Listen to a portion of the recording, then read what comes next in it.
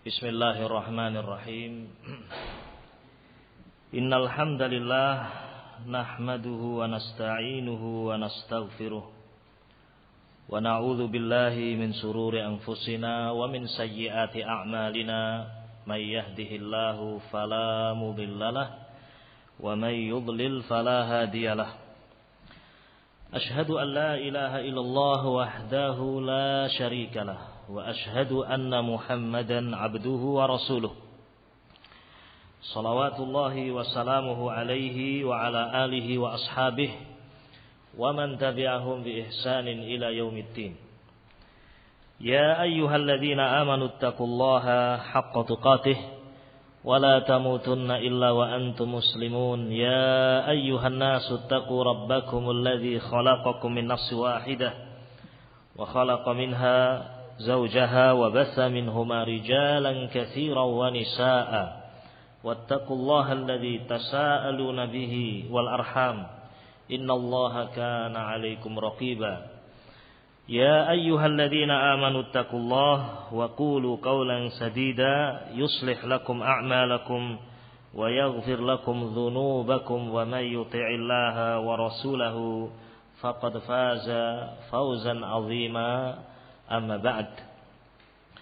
Fa in asdaqal hadits kitabullah ta'ala wa khairal hadyi hadyu Muhammadin sallallahu alaihi wasallam. Wa syarrul umuri muhdatsatuha fa inna kulla muhdatsatin bid'ah wa kulla bid'atin dhalalah wa kulla dhalalatin finnar.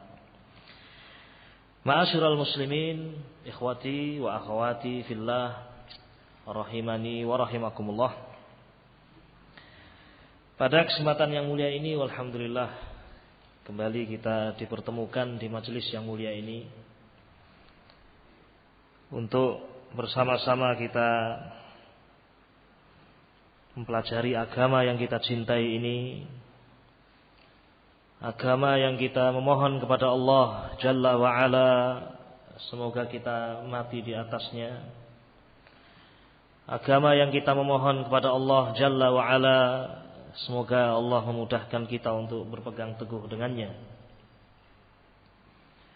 Sebagaimana diketahui bersama, pembahasan kita adalah lanjutan dari pembahasan kitab Ushulus Sunnah karya Al-Imam Ahmad Ibnu Hanbal rahimahullah. Telah kita sebutkan pada pembahasan yang telah lalu bahwasanya yang dimaksud dengan sunnah di dalam judul ini, Ushulus Sunnah, pokok-pokok sunnah, yakni pokok-pokok akidah dan pokok-pokok manhaj. Al-firqatun najiyah, kelompok yang ditolong oleh Allah Subhanahu wa ta'ala, yakni pokok-pokok akidah dan manhaj Ahlus Sunnah wal Jamaah. Pembahasan ini adalah pembahasan yang sangat penting dan diwasiatkan oleh para ulama kita untuk serius di dalam mempelajarinya. Diwasiatkan oleh para ulama untuk kita serius di dalam menelaah dan murojaah pembahasan ini. Karena kita semuanya memiliki cita-cita menjadi Ahlus Sunnah wal Jamaah haqqan. Masing-masing kita mengaku saya adalah seorang Sunni, Salafi. Saya seorang Ahlus Sunnah. Tetapi sudah menjadi sebuah kemestian, ya. Yang namanya pengakuan itu harus ada bukti. Al-bayyinatu 'alal mudda'i. Al-bayyinatu 'alal mudda'i. Kalau orang mengaku sesuatu harus ada bayyinah. Harus ada bukti. Ya. Di dalam muamalah saja harus ada bukti. Fulan punya hutang dengan saya. Taib. Anda mengatakan menuduh fulan punya hutang. Yani aina al-bayyinah, mana buktinya? Ini buktinya, hitam di atas apa? Ya, putih. Dia pinjam hutang atau uang dengan saya. Al-bayyinah. Ini dalam muamalah. Lalu bagaimana dengan pengakuan-pengakuan yang ini adalah bentuk, ya, pengakuan kita berada di atas ad-dinul haq, at-tariqah al-haq, yang benar. Saya seorang sunni, saya seorang salafi. Semua orang mengaku saya adalah ahlus sunnah. Semua orang bisa mengatakan saya adalah ahlus sunnah wal jamaah. Tetapi tidak setiap orang bisa mendatangkan apa? Bukti. Bahkan terkadang perilakunya, ucapannya, perbuatannya menyelisih pengakuannya. Saya seorang ahlus sunnah, tetapi dalam muamalahnya dia melakukan muamalah yang merusak akidahnya, merusak agamanya, melakukan syirik billahi azza wa jal, ya. Melakukan perkara-perkara yang bahkan merusak keislaman. Ya tentunya pengakuan orang ini tidaklah benar. Ya. Sehingga sekali lagi ma'asyiral muslimin rahiman rahimakumullah, risalah ini yang diterangkan oleh Al-Imam Ahmad yang ditulis oleh beliau rahimahullah menjelaskan kepada kita tentang pokok-pokok akidah dan pokok-pokok manhaj Ahlus Sunnah wal Jamaah. Sudah kita baca beberapa ucapan Al-Imam Ahmad bin Hanbal. Saya sedikit mengulangi sebagai murajaah apa yang disebutkan oleh Imam Ahmad pada pertemuan yang telah lalu sudah kita baca. Qala Imam Ahmad bin Hanbal, berkata Imam Ahmad bin Hanbal, usulus sunnati indana at-tamassuk bima kana alaihi ashabu Rasulillah sallallahu alaihi wasallam wal iqtida'u bihim. Termasuk pokok-pokok akidah, pokok-pokok manhaj kami Ahlus Sunnati wal Jamaah adalah at-tamassuk, berpegang teguh bima kana alaihi ashabu Rasulillah sallallahu alaihi wasallam, berpegang teguh dengan apa yang dulu para sahabat berpegang teguh dengannya, yaitu Alkitab wa As-Sunnah. Kalau dia mengatakan dirinya sebagai Ahlus Sunnah wal Jamaah, bukti di antara bukti-bukti itu adalah apa yang disebutkan oleh Imam Ahmad bin Hanbal, at-tamassuk, berpegang teguh dengan Alkitab was Sunnah. Serius di dalam belajar Al-Qur'anul Karim, serius dalam belajar ahadits Ar-Rasul alaihi salatu wassalam. Ya, hari-harinya penuh dengan upaya untuk mengerti jalannya Rasul alaihi salatu wassalam. Berpegang teguh dengan Al-Qur'anul Karim, berpegang teguh dengan sunnah Nabi alaihi salatu wassalam. Ya. Mengagungkan sunnah Nabi alaihi salatu wassalam. Ya. Ini diantara ya, ciri Ahlus Sunnah wal Jamaah seperti disebutkan oleh Imam Ahmad. Berpegang teguh dengan apa yang dahulu ya, para sahabat berpegang teguh dengannya, yaitu Alkitab was Sunnah. Kemudian yang kedua kata Imam Ahmad, wal iqtida'u bihim. Di antara pokok juga, pokok-pokok Ahlus Sunnati wal Jamaah adalah al-iqtida'u bihim. Ai iqtida'u bi ashabin Nabi alaihi salatu wassalam. Mentauladani, mengikuti jejak sahabat Nabi radhiyallahu taala anhum. Ini juga menjadi pembeda. Pembeda antara Ahlus Sunnah dengan Ahlul Ahwa. Ahlus Sunnah wal Jamaah di antara ciri yang sangat menonjol adalah mereka orang-orang yang mengagungkan para sahabat, memuliakan para sahabat, menauladani para sahabat, berjalan mengikuti jalannya mereka di dalam memahami Alkitab, di dalam memahami As-Sunnah, di dalam berpegang teguh dengan Alkitab was-Sunnah. Wabillahi taufiq. Karena mereka mengerti kedudukan sahabat Nabi radhiyallahu taala anhum. Mereka meyakini semua yang dikatakan oleh Nabi alaihi salatu wasallam tentang sahabat. Khairun nas qarni. Sebaik-baik manusia adalah generasiku, sahabat. Alaikum bisunnati wa sunnatil khulafa'ir rasyidin al-mahdiyyin.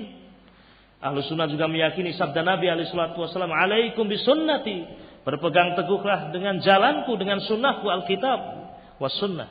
Was sunnatil khulafa'ir rasyidin, dan jalannya al-khulafa'ir rasyidin, Abu Bakar, Umar, Utsman, Ali.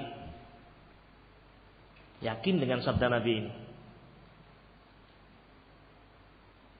Yakin dengan sabda Nabi alaihi salatu wasallam tentang kehormatan mereka dan tidak bolehnya mencela seorang pun dari sahabat Nabi radhiyallahu taala anhum. Rasul pernah mengatakan alaihi salatu wasallam, la tasubbu ahadan min ashabi. Demikian lafaz sabda Nabi alaihi salatu wasallam, la tasubbu ahadan min ashabi. Jangan kalian mencela seorang pun dari sahabatku. Dalam sebagian riwayat, la tasubbu ashabi. Dan dalam riwayat ini Nabi mengatakan la tasubbu ahadan min ashabi. Jangan sekali-kali kalian mencela seorang pun dari sahabatku. Ya. Makanya Ahlus Sunnah wal Jamaah menjadikan salah satu ciri dari orang-orang yang berpenyakit adalah ketika didapatkan orang tadi lesannya kotor dari atau dengan mencela sahabat Nabi alaihi salatu wassalam. Hati-hati dengan orang-orang yang mencela sahabat Nabi radhiyallahu taala anhum. Ini dua perkara yang telah kita bahas pada pertemuan yang telah lalu, ma'asyiral muslimin, di antara pokok-pokok Ahlus Sunnah wal Jamaah. Kemudian Al-Imam Ahmad melanjutkan, wa tarkul bid'ah wa kullu bid'atin fahiya dhalalah wa tarkul husumat wal julus ma'a ashabil ahwa wa tarkul mira wal jidal wal husumat fid din. Kata Imam Ahmad bin Hanbal rahimahullah, dan di antara pokok-pokok sunnah, di antara pokok-pokok akidah dan manhaj Ahlus Sunnati wal Jamaah adalah wa tarkul bid'ah, meninggalkan al bid'ah. Alif lam di sini lil istighraq, yakni kul bid'ah, dan meninggalkan semua kebid'ahan. Kenapa demikian? Karena Ahlus Sunnah wal Jamaah meyakini bahwasanya kullu bid'atin, semua bid'ah itu fahiya dhalalah, semuanya apa? Sesat. Kalau punya keyakinan ada bid'ah yang hasanah, ada bid'ah yang wajibah bahkan, ya, atau mungkin mustahabbah, ya maksudnya dia akan melakukan kebid'ahan kalau punya keyakinan seperti itu. Nah, nanti kita akan baca keterangan Syekh Rabi' Ibn Hadi Al-Madkhali dalam masalah ini. Ini pembahasan yang akan kita sebutkan pada kesempatan kali ini, insyaallah taala. Ya, ini ucapan Imam Ahmad bin Hanbal. Ya. Ini pokok yang ketiga yang diingatkan oleh Imam Ahmad bin Hanbal. Beliau mengatakan wa tarkul bid'ah. Ini prinsip di antara prinsip Ahlus Sunnati wal Jamaah, di antara pokok-pokok manhaj Ahlus Sunnati wal Jamaah adalah tarkul bid'ah, meninggalkan semua kebid'ahan. Wa kullu bid'atin, dan semua kebid'ahan, dan i'tiqad, keyakinan Ahlus Sunnah. Wa kullu bid'atin, semua kebid'ahan, fahiya dhalalah, semuanya sesat. Ma'asyiral muslimin rahimani wa rahimakumullah. Baik. Kita baca keterangan Syekh Rabi' Ibn Hadi Al-Madkhali hafizahullah taala. Beliau mengatakan, wa kadzalika minal usul, dan demikian pula termasuk dari pokok-pokok akidah, pokok-pokok manhaj adalah wa tarkul bid'ah, meninggalkan kebid'ahan, semua kebid'ahan.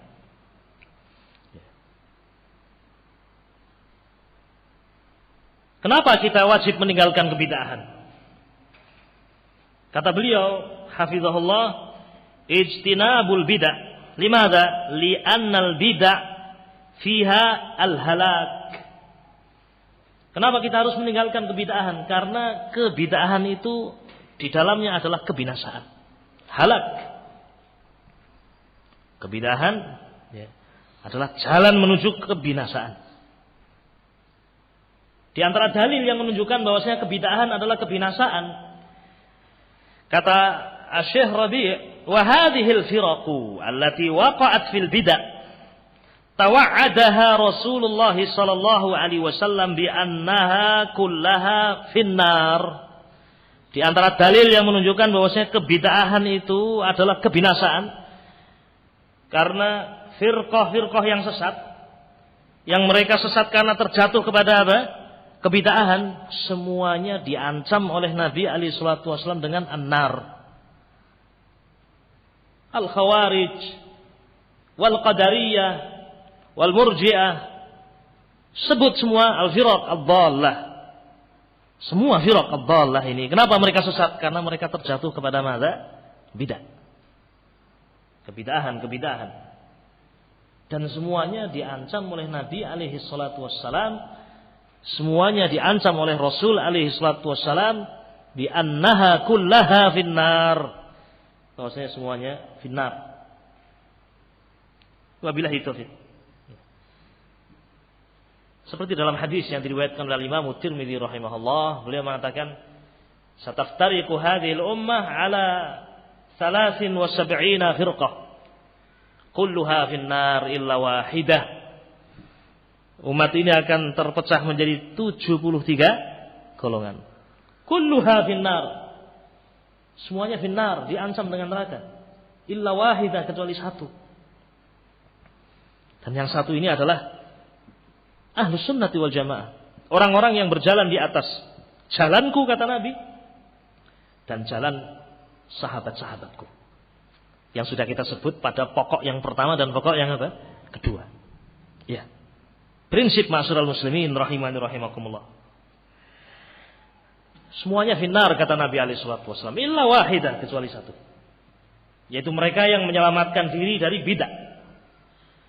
Karena mereka berjalan di atas jalannya Nabi alaihi salatu wasallam dan jalan ashabuhu dan jalan sahabat-sahabat beliau. Dan ini jalan yang bersih, jalan yang selamat dari kebidahan-kebidahan. Ma'asyiral muslimin rahimani wa rahimakumullah. Kenapa mereka binasa semuanya? Diancam dengan neraka. Li'annaha salakat subulas syayatin. Karena orang-orang yang berjalan di atas kebidahan, mereka sedang berjalan di atas jalan-jalan syaitan. Sedang berada di atas jalan-jalan apa? Syaitan. Nabi alaihi salatu wasallam pernah menggambarkan kepada kita tentang jalan yang hak. Jalannya Nabi alaihi salatu wasallam itu hanya satu. Beliau membuat garis lurus, satu saja garis itu. Kemudian beliau membuat garis di kanan kirinya, garis-garis yang menyimpang kanan kiri, di samping kanan dan samping kiri garis lurus tadi. Ini menunjukkan semangat beliau alaihi salatu wassalam. Beliau menjelaskan dengan lafaz beliau, kemudian beliau menggambar dengan apa? Jari beliau, tangan beliau. Ini menunjukkan betapa semangatnya beliau alaihi salatu wassalam. Kemudian beliau memberikan tahdzir agar kita tidak melalui jalan-jalan yang menyimpang itu di kanan dan kirinya. Ini tidak ada yang lebih dari semangat Nabi alaihi salatu wassalam. Tidak ada yang lebih jelas daripada penjelasan Nabi alaihi salatu wassalam. Nabi alaihi salatu wassalam membacakan firman Allah dalam suratul An'am, "Wa anna hadza sirati mustaqiman fattabi'uhu wala tattabi'us subula fatafarraqa bikum an sabilih."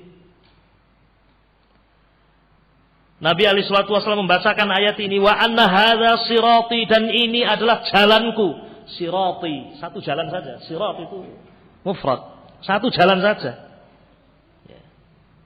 Jangan terkecoh dengan ucapan orang jalan menuju Jakarta kan banyak. Ya. Yang penting tujuannya apa? Sama. Nah, ini agama kalau dalilnya pakai itu bagaimana? Ya. Baik. Wabillahi taufiq. Ya. Ada jalan darat, ada jalan udara, ada jalan laut. Ya. Jalan laut lebih banyak lagi, ya kan? Ngalor ngidul ngetan ngulon bebas. Yang penting apa? Tujuannya sama, Jakarta. Ya. Mau lewat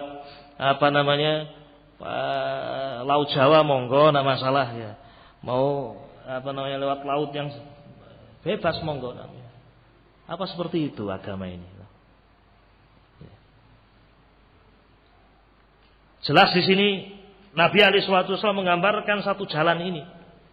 Kemudian beliau membacakan ayat ini, wa anna hadza sirati mustaqiman, dan ini adalah jalanku yang lurus. Fattabi'uhu, maka ikutilah jalan itu. Dhamir ha mufrad. Fattabi'uhu, ikutilah jalanku itu, jelas tertuju pada jalannya Allah Subhanahu wa taala. Jalannya Rasul alaihi salatu wasallam, satu jalan itu. Ma'ana alaihil yaum wa ashabi. Itu jalan yang aku berada di atasnya dan para sahabatku berjalan di atasnya. Hanya jalan itu saja. Kemudian Nabi alaihi salatu wasallam mengingatkan adanya jalan-jalan yang lain, wala tattabi'us subula, dan jangan sekali-kali kalian mengikuti jalan-jalan kesesatan. Jalan-jalan yang di situ ada syayatin, jalan-jalan yang di situ mengajarkan penyimpangan dari agama, yakni bidah. Fatafarraqa bikum an sabili, sehingga menjadikan kalian bercerai-berai dan memisahkan diri dari jalannya Allah Jalla wa Ala. Kata Syekh Rabi', hatta Rasulullah sallallahu alaihi wasallam khattan mustaqiman. Nabi alaihi salatu wasallam membuat garis lurus, satu garis lurus, khattan mustaqiman, wa qala hadza siratullah, inilah jalannya Allah, jalan yang lurus itu. Tsumma khatta an yaminihi wa an shimalihi khututan. Kemudian Nabi alaihi salatu wasallam membuat garis di sebelah kanannya, banyak garis, di sebelah kiri garis yang lurus itu juga banyak. Kemudian beliau mengatakan hadhis subul, itulah jalan-jalan yang dimaksud dalam ayat tadi. Hadhis subul. Ala kulli sabilin, pada masing-masing jalan itu ada syaitanun, ada setan, yad'u ilaihi, yang mengajak manusia untuk masuk ke dalam jalan tadi. Ya subhanallah. Itulah hidup kita, ma'asyiral muslimin. Hidup yang tidak panjang. Situn, sana, sab'un, 60 tahun, 70 tahun, itu umur umat Nabi alaihi salatu wassalam. Banyak yang sebelum mencapai umur itu sudah meninggal. Sedikit di antara manusia yang melampaui umur 70. Hidup kita adalah untuk meniti jalan yang lurus itu. Dan berhati-hati dari semua jalan-jalan kesesatan. Maka sebaik-baik manusia adalah orang yang mengerti jalan yang lurus itu dan mengenal jalan-jalan kejelekan juga, sehingga dia berhati-hati dari jalan-jalan tersebut. Ma'asyiral muslimin rahiman rahimakumullah. Syekh Rabi' mengatakan, "Faman taraka as-siratal mustaqim fi aqidatihi wa ibadatihi au fiqhihi au ma syakala dzalika salaka tariqan min hadhihi at-turuq allati ala kulli wahidin minha syaitan yad'u ilaihi." Maka barang siapa yang meninggalkan siratal mustaqim, sudah ngerti jalan yang lurus, kemudian dia kok meninggalkan jalan tadi, ya, meninggalkan jalan yang lurus dalam akidah, menyimpang akidahnya, meninggalkan jalan yang lurus dalam ibadahnya, menyimpang ibadahnya, ya, meninggalkan jalan yang lurus dalam fiqh, memahami agama, menyimpang dalam pemahamannya, au syakala dzalik, atau yang semisal dengan itu, ya. Sungguh orang tadi telah menempuh salah satu dari jalan-jalan kesesatan tersebut, salah satu dari jalan-jalan yang di situ ada syaitan yang menyeru manusia untuk masuk ke dalamnya. Ya. Ma'asyiral muslimin rahimani rahimakumullah. Maka di sini pentingnya untuk kita mengenal tariqal haq, mengenal jalan yang lurus itu. Dan ini di antara upaya yang sedang kita lakukan, ma'asyiral muslimin. Membaca buku-buku kitab-kitab para ulama yang menjelaskan tentang ini loh tariqah, jalannya Ahlus Sunnah. Ini jalannya Ahlus Sunnah. Pegang baik-baik jalan ini. Ya. Wabillahi taufiq.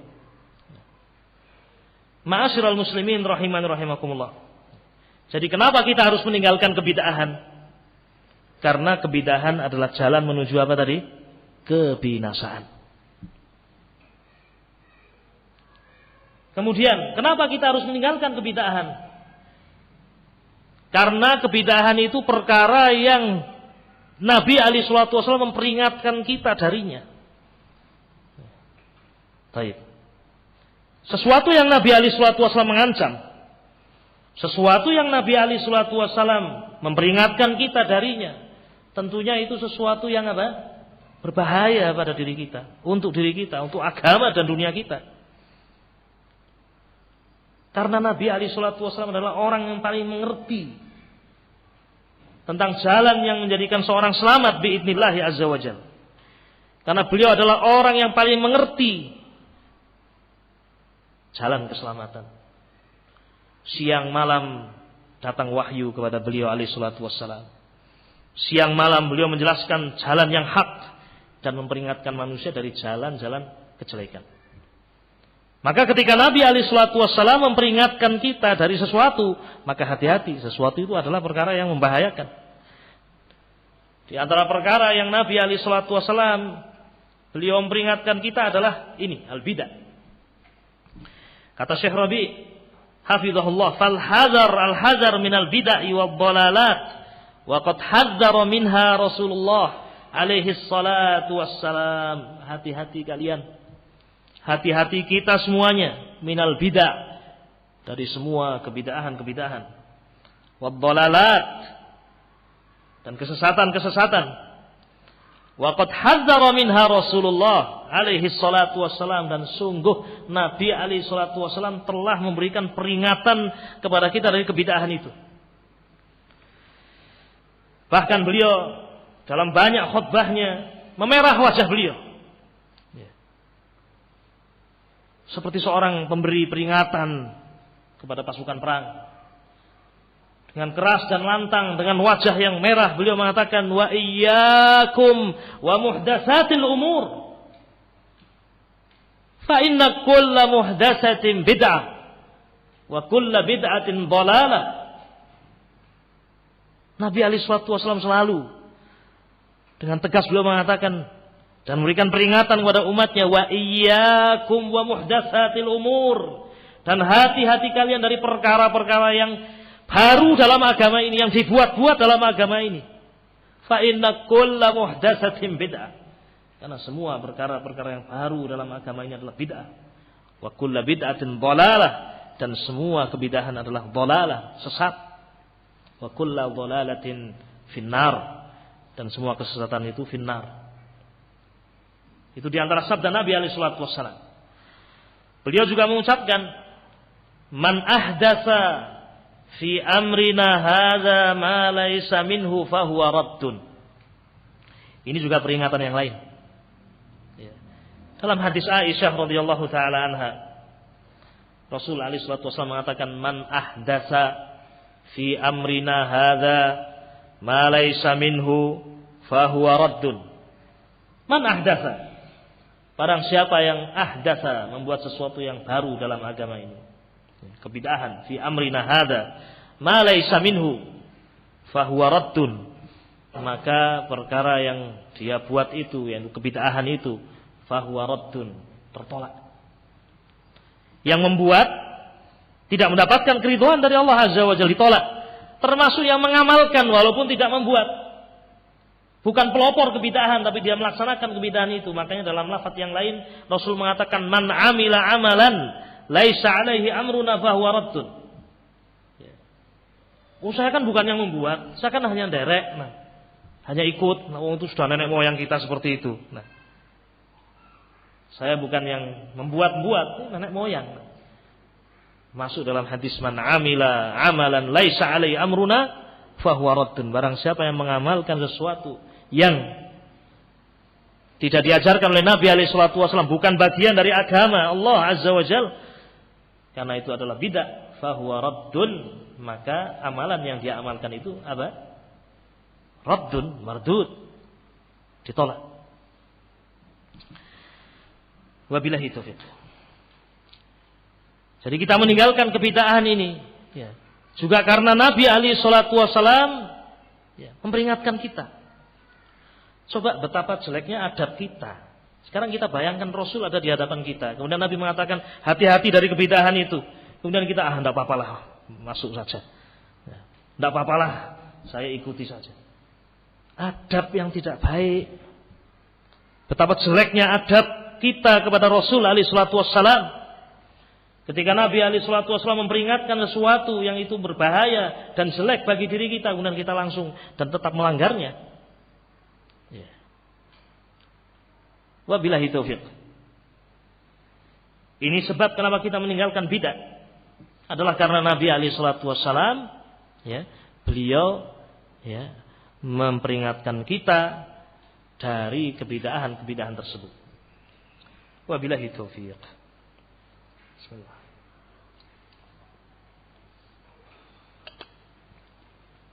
Kemudian yang ketiga, ma'asyiral muslimin, rahimani wa rahimakumullah. Kita meninggalkan kebid'ahan.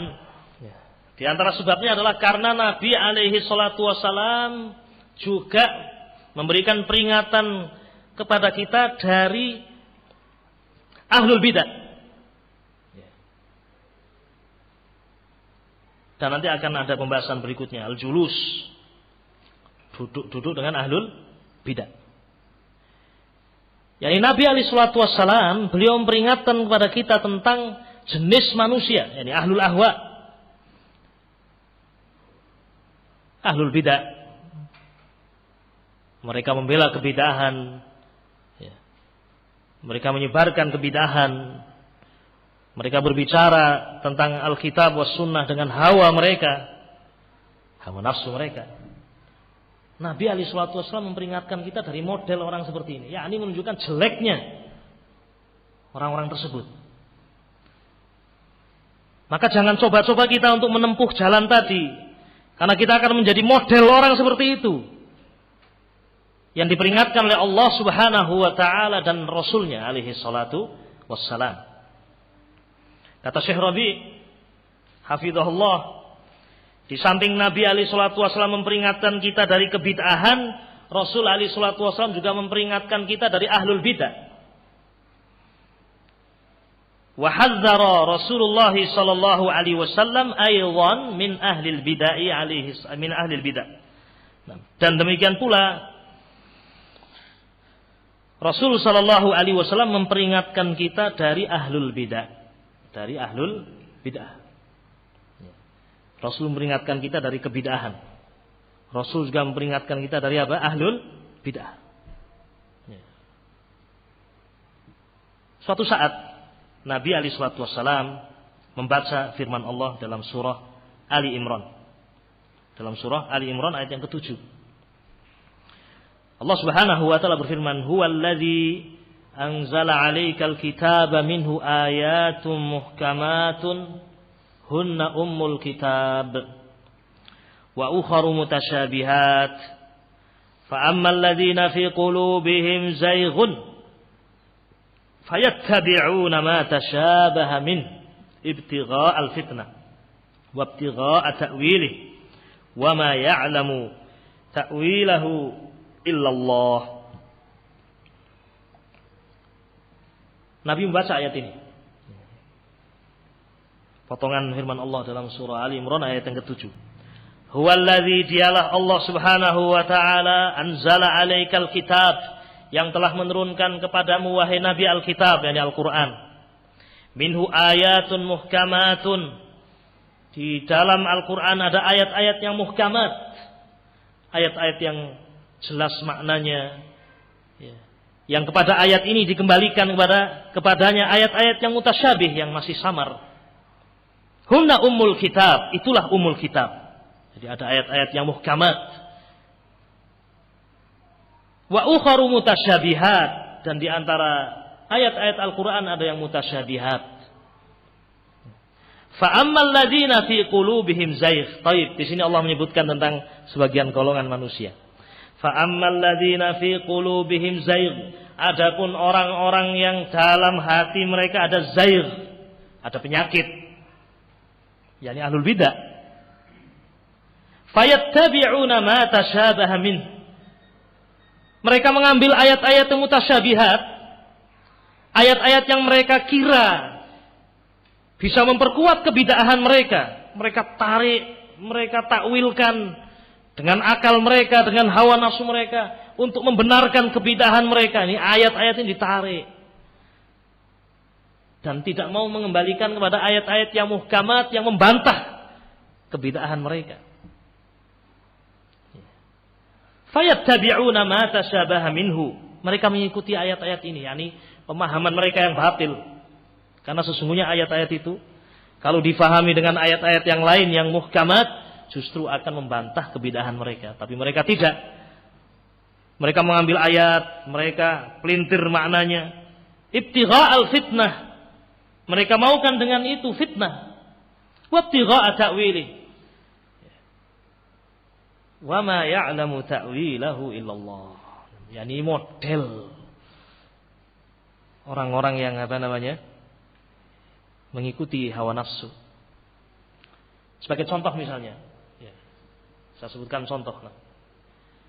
Bagaimana ahlul bidah, ahlul ahwa, mereka mengambil ya, ayat yang mereka sangka adalah dalil untuk mereka. Ya. Kita tahu siapa Ahmadiyah, orang-orang apa? Ahmadiyah. Ya. Orang-orang yang mereka sesat dan bukan dari bagian kaum muslimin. Karena mereka mengingkari Nabi alaihi salatu wasallam sebagai nabi yang apa? Terakhir, dan mereka menetapkan nabi yang lain. Mereka menyatakan bahwasanya Mirza Ghulam Ahmad adalah nabi. Mengimani dia sebagai nabi. Mengimani Mirza Ghulam Ahmad mendapatkan wahyu dari Allah Jalla wa Ala. Ya. Ketika mereka diingatkan, bukankah Nabi alaihi salatu wasallam adalah khatamun nabiyyin? Demikian dalam Al-Qur'an dikatakan khatam, Nabi adalah khatamun nabiyyin, penutup para apa? Nabi. Nah, coba kita lihat bagaimana batilnya mereka. Karena mereka bicara dengan akal. Ini kan ayat mengatakan Nabi adalah khatam. Kalian tahu khatam itu apa? Khatam itu cincin. Cincin itu adalah sesuatu yang dipakai untuk hiasan. Nabi adalah hiasan. Orang punya cincin satu, mungkin punya cincin yang lain. Nabi alaihi salatu wasallam khatam memang. Tetapi bukan berarti beliau adalah apa? Penutup para nabi. Mungkin ada nabi yang lain. Oh, betul juga ya. Nabi adalah khatam, yakni cincin. Cincin itu ya hiasan. Ya, mungkin orang pakai cincin yang apa? Yang lain. Satu cincin, mungkin cincin yang lain, tapi yang ini hiasan yang paling apa? Bagus. Baik.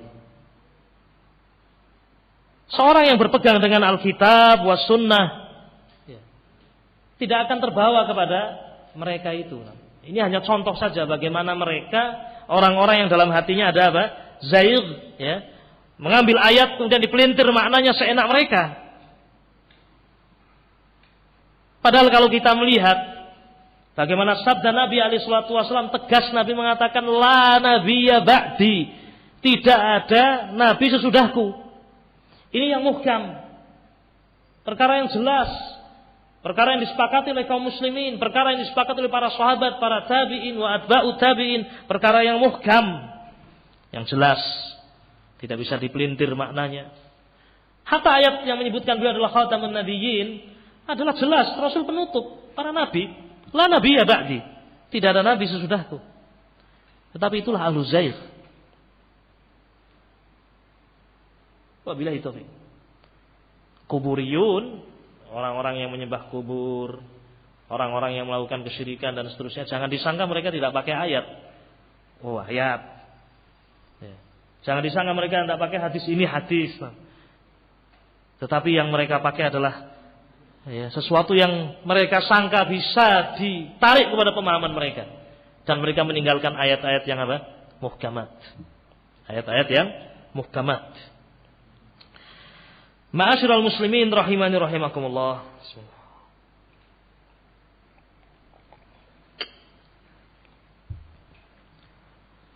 Kalau kita bicara takwil ayat-ayat Al-Quran, maka yang diantara yang paling parah dan paling jeleknya kelompok adalah Rafidhah. Mereka bicara seenaknya, sampai ayat-ayat yang muhkamat mereka takwilkan seenaknya sendiri. Muhkamat sudah jelas, ditakwil-takwil mereka seenaknya sendiri. Tabbat yada abi lahabi wa tab. Artinya apa? Jelas ya. Kita semua paham. Ayat ini menjelaskan bahwasanya Abu Lahab apa? Celaka. Ma aghna anhu maluhu wa ma kasab. Ya. Tidak ada faedah. Tidak memberikan manfaat bagi dia, hartanya dan apa yang dia lakukan. Sayasla naran dzata lahab. Sungguh dia akan masuk dalam neraka yang apinya apa? Menyala-nyala. Jelas sudah itu. Ayat ini jelas muhkamat. Tetapi apa kata orang-orang Rafidhah? Tabbat yada, celaka dua tangan, yakni Abu Bakar wa Umar. Ya, karena ada isim musanna, Ya, tabbat yada, celaka dua tangan. Siapa dua tangan itu? Abu Bakar wa Umar. Loh, kok bisa Abu Bakar wa Umar? Dari mana? Secara bahasa tidak ketemu. Ya. Kok bisa dibawa ke situ? Nah, ini orang parah sekali. Rafidah. Ayat-ayat yang muhkamat mereka takwil. Mereka simpangkan maknanya seenak mereka sendiri. Ya. Taib. Ketika disebut kisah Nabi Musa alaihi salatu wassalam, ya. Kisah Nabi Musa alaihi salatu wassalam ketika di tengah kaumnya ada yang mati dibunuh oleh salah seorang di antara mereka sehingga tidak ada yang tahu siapa yang membunuh. Ya. Ribut di tengah Bani Israel sampai hampir-hampir terjadi kerusakan yang besar. Datanglah orang-orang Bani Israel kepada Nabi Musa alaihi salatu wassalam, ya, untuk menyelesaikan problem yang ada di tengah mereka. Kemudian diperintah oleh Allah Subhanahu wa taala untuk menyembelih apa? Baqarah, sapi. Ketika sampai kepada perintah menyembelih sapi, Baqarah, sapi betina, apa kata mereka orang-orang Rafidhah? Baqarah yakni Aisyah radhiyallahu taala anha. Na'udzubillah min dzalik. Baqarah ya Baqarah. Baqarah itu apa? Sapi betina. Jelas.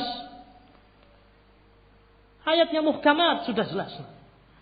Pun ditakwil, ditarik oleh orang-orang Rafidhah karena kebencian mereka kepada Aisyah radhiyallahu taala anha, karena kebencian mereka kepada Ahlul Bait, bukan para pembela Ahlul Bait, pembenci Ahlul Bait.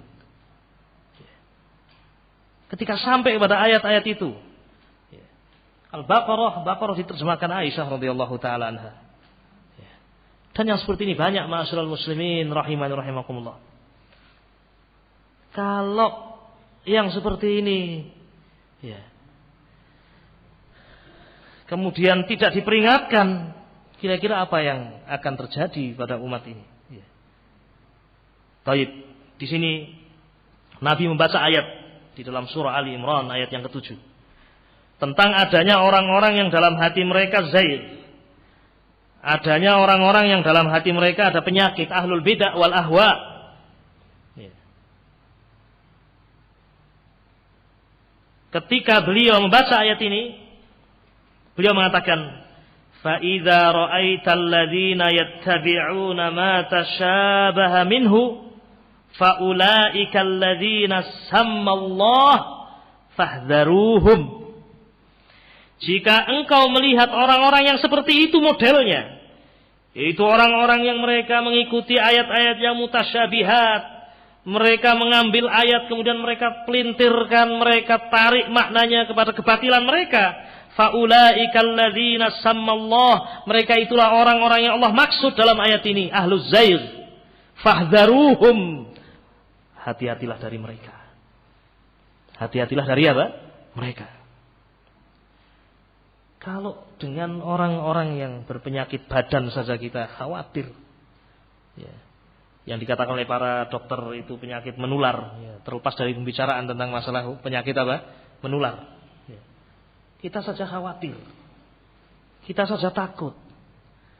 Lalu apa pendapat Anda ketika orang-orang itu adalah berpenyakit hatinya yang bisa merusak keimanan, bisa merusak akidah, memiliki pemahaman-pemahaman yang bisa menyebabkan seorang keluar dari Islam? Maka betapa indahnya syariat ini, betapa kasih sayangnya Rasul alaihi salatu wasallam ketika beliau mengatakan, fa idza ra'aital ladzina yattabi'una ma tashabaha minhu fa ulaikal ladzina sammallah fahdharuhum.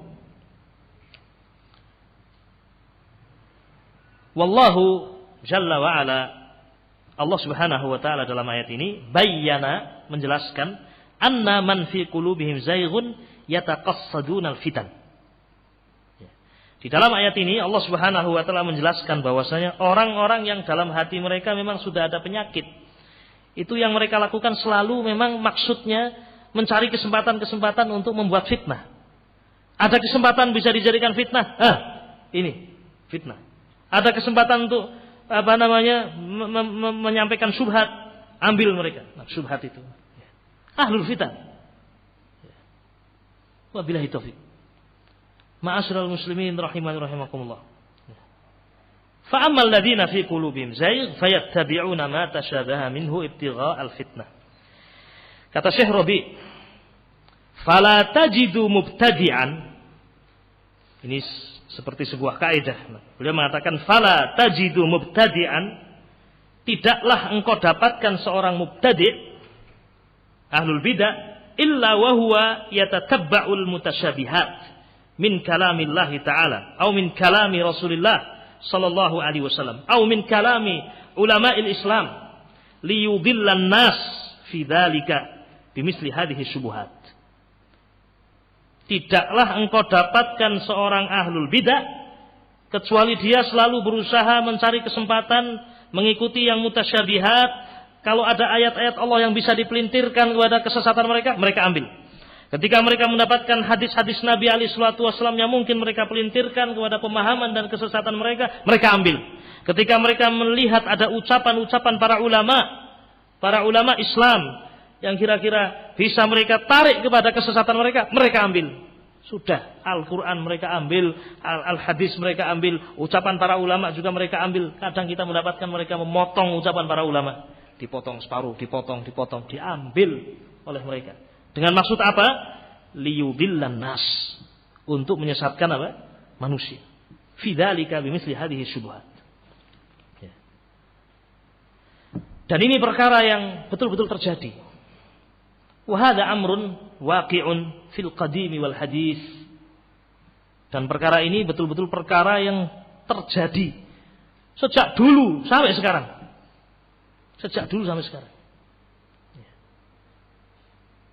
Sampai kejadian-kejadian yang mereka lihat bisa diambil untuk menjatuhkan Islam.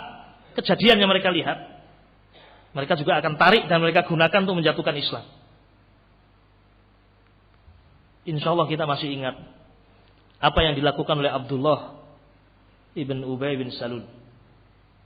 Abdullah bin Ubay bin Salul, Ra'sul munafiqin. Apa yang dia lakukan ketika terjadi sebuah kejadian, yaitu Aisyah radhiyallahu taala anha ketika itu bersama Nabi alaihi salatu wasallam dalam sebuah peperangan. Singgah di suatu tempat, di waktu malam hari, atau di suatu waktu, kemudian Aisyah radhiyallahu taala anha meninggalkan haudaj, meninggalkan tenda yang biasa diletakkan di atas onta karena ada hajat yang ingin beliau tunaikan. Beliau meninggalkan haudaj. Ketika itu Aisyah dalam keadaan kurus,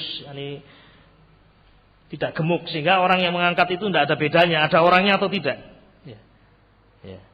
Aisyah pergi untuk menunaikan hajatnya.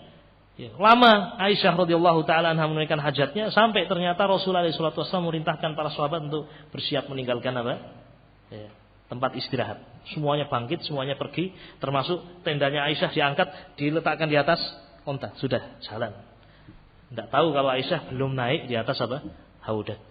Terus jauh. Wabillahi taufik. Salah seorang sahabat yang memang ditugaskan untuk berada di bagian paling belakang melihat kondisi bertepatan dengan atau Aisyah ketika kembali sudah didapatkan tidak ada kendaraannya, maka Aisyah hanya bisa istirahat, duduk, berharap semoga nanti ada yang mengambil.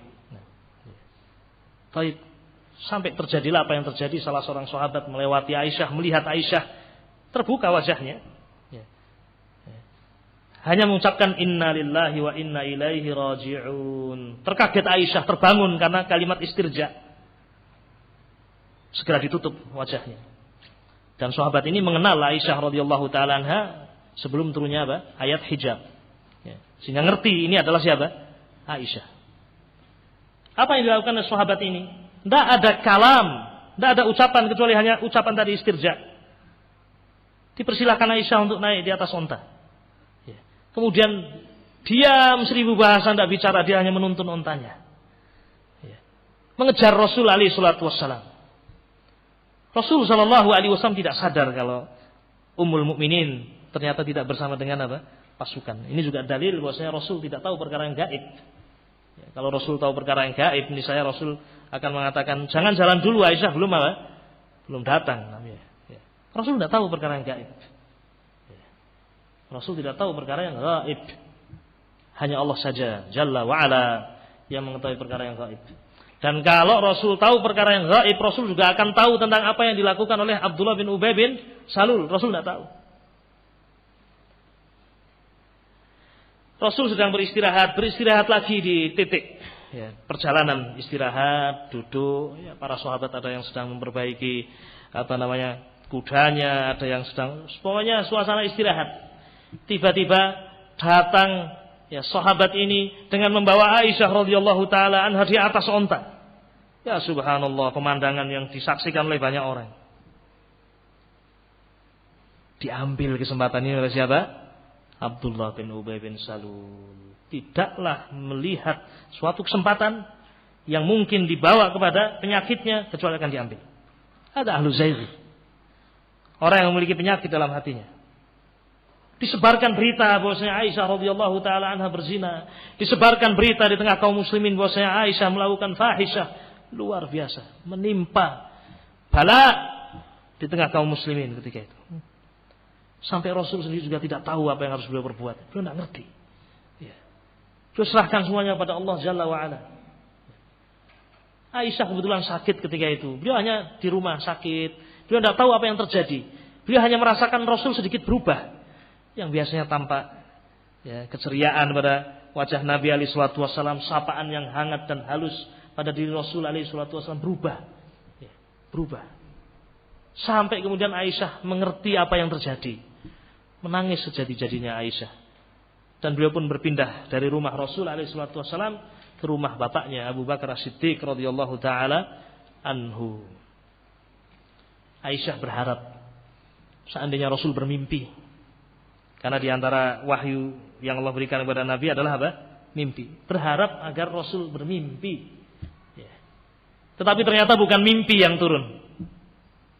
Surat, ayat Al-Quranul Karim yang yutla, yang dibaca ila yaumil qiyamah, sampai hari kiamat. Sampai Aisyah mengatakan, saya tidak menyangka akan turun ayat yutla yang dibaca ila yaumil qiyamah. Yani beliau merasa tentang diri beliau, yakni masuk dalam ayat yang dibaca yutla. Tawaduk yang luar biasa dari Aisyah radhiyallahu taala anha. Tadinya hanya berharap turunnya apa? Wahyu dalam bentuk mimpi, namun ternyata ayat yang yutla dibaca ila yaumil qiyamah, sampai hari kiamat. Selesai sudah fitnah itu. Ini muhkam, sudah muhkam ini. Terbebasnya Aisyah radhiyallahu taala anha dari tuduhan zina adalah perkara yang muhkam, wa huwa mujma'un alaihi, disepakati oleh para ulama, para sahabat, para tabi'in, wal muslimun, dan kaum muslimin. Tetapi tetap saja ahlu zair mengikuti perkara-perkara yang apa? Mutasyabihat. Rafidhah, Syiah adalah sejelek-jelek manusia di muka bumi ini. Mereka adalah orang-orang yang mencela istri Nabi alaihi salatu wasallam, mengkafirkan para sahabat Nabi radhiyallahu taala anhum, dan untuk menjatuhkan para sahabat, mereka mengambil ayat-ayat Al-Qur'an, mereka mengambil hadis-hadis Nabi alaihi salatu wasallam, mereka mengambil ucapan-ucapan dan kejadian-kejadian yang mereka sangka bisa memperkuat kebatilan mereka. Maka ma'asyiral muslimin rahiman rahimakumullah, ini perkara yang penting untuk kita ketahui. Kenapa kita meninggalkan bid'ah? Karena bid'ah fihi halak. Karena bid'ah fiha halak. Kenapa kita meninggalkan bid'ah? Karena bid'ah qad hadzaraha an-nabiy alaihi salatu wasallam. Telah diperingatkan oleh Nabi alaihi salatu wasallam. Dan kenapa kita meninggalkan bid'ah? Karena Nabi alaihi salatu wasallam hadzara ahlul bid'ah. Karena Nabi alaihi salatu wasallam telah memperingatkan kita dari ahlul bid'ah. Dan kita telah melihat bagaimana thariqah mereka. Ma'asyiral muslimin rahimani rahimakumullah. Kemudian Syekh Rabi hafizahullah, beliau berdoa kepada Allah Jalla wa Ala, wa nas'alullaha tabaraka wa ta'ala an yarzuqana wa iyyakum at-tamassuk bi kitabihi wa tajannub al-bid'ah wasyubuhat wasyahawat. Kita mohon kepada Allah tabaraka wa ta'ala. Semoga Allah memberikan rizki kepada kita dan kalian semuanya at-tamassuk bi kitabih, berpegang teguh dengan kitabnya, wa tajannubil bid'ah, dan meninggalkan semua kebid'ahan, wa syubuhat, wa syahawat. Amin ya rabbal alamin. Ini barangkali yang bisa kita sampaikan pada kesempatan pertama ini. Jam berapa maghrib? Masuk? Ya. 6.10. Baik. Bismillah. Labas ikhwan. Beliau hafizahullah berdoa mohon kepada Allah Subhanahu wa taala untuk beliau dan kita semuanya. Dan ini bentuk kasih sayang para ulama. Berdoa untuk beliau sendiri. Juga mendoakan murid-murid beliau. Mendoakan kaum muslimin an yarzuqana wa iyyakum atamassuk bi kitabih. Memohon kepada Allah semoga Allah Subhanahu wa taala memberikan rizki kepada kita berupa tamassuk bi kitabih, berpegang teguh dengan kitabnya, wa tajannubil bid'ah wa syubuhat wa syahawat. Wa kullu bid'atin fahiya dhalalah. Demikian kata Imam Ahmad bin Hanbal. Baik, sekarang beliau masuk pada masalah berikutnya. Baik. Perlu kita mengetahui hakikat bid'ah. Ini masalah yang akan kita bahas berikutnya. Ma hiya al-bid'ah. Di antara yang diterangkan oleh Al-Imam Ahmad bin Hanbal, beliau menjelaskan bahwasanya kebid'ahan itu semuanya dhalalah. Wa kullu bid'atin fahiya dhalalah. Ini hakikat yang pertama yang harus kita ketahui tentang bid'ah. Wa kullu bid'atin fahiya dhalalah. Semua kebid'ahan itu sesat. Demikian kata Imam Ahmad bin Hanbal. Dan ucapan Imam Ahmad bin Hanbal di sini bukan dari beliau rahimahullah.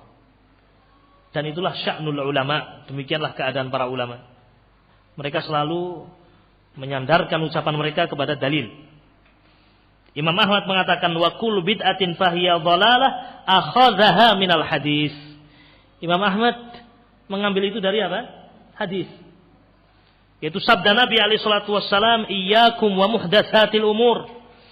Hati-hati kalian, jauhilah oleh kalian wa muhdatsatil umur, perkara-perkara yang muhdats dalam agama ini, al bidah. Fa inna kulla muhdatsatin bid'ah, karena semua perkara-perkara yang baru dalam agama ini, yang dibuat-buat dalam agama ini bid'ah, semuanya bid'ah. Wa kullu bid'atin dhalalah, dan semua kebid'ahan itu dhalalah. Ingat ucapan Nabi ini. Inilah yang diambil oleh Imam Ahmad bin Hanbal. Dan ingat siapa Imam Ahmad bin Hanbal? Fahuwa imam. Imam ahli sunnah wal jamaah. Ya. Kalau kita suruh milih, ini ucapan Imam Ahmad. Ya. Imamnya ahli sunnah wal jamaah yang disepakati keimamannya. Kemudian ini ada seorang yang dikatakan mungkin ya orang zaman sekarang ya, orang yang dikatakan ahli agama misalnya ya, mengatakan bid'ah itu ada 5. Bid'ah apa?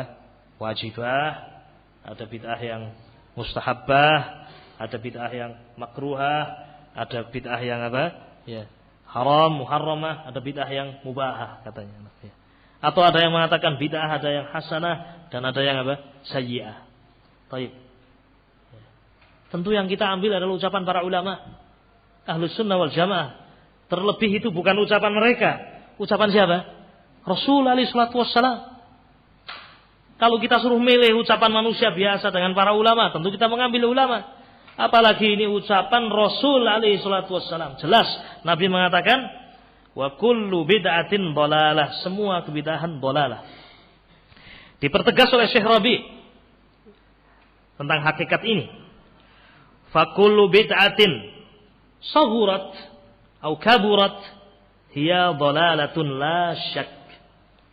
Maka semua kebid'ahan, sekecil apapun kebid'ahan itu, au kaburat atau besar, hiya dhalalatun, semuanya kesesatan, la syak, tidak diragukan.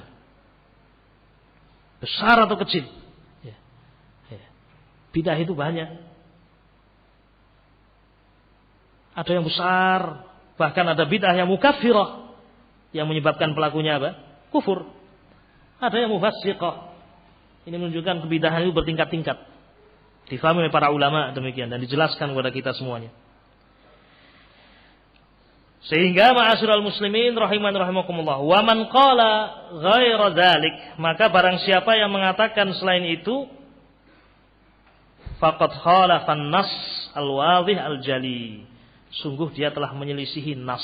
Kalau ada yang mengatakan selain itu, ada yang tidak mengatakan kullu bid'atin dhalalah, ada yang tidak mengatakan seperti ucapan Nabi ini, sungguh dia telah menyelisihi an-nas yang wadhih.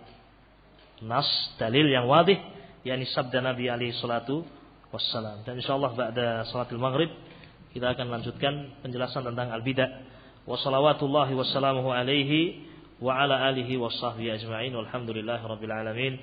Assalamualaikum warahmatullahi wabarakatuh.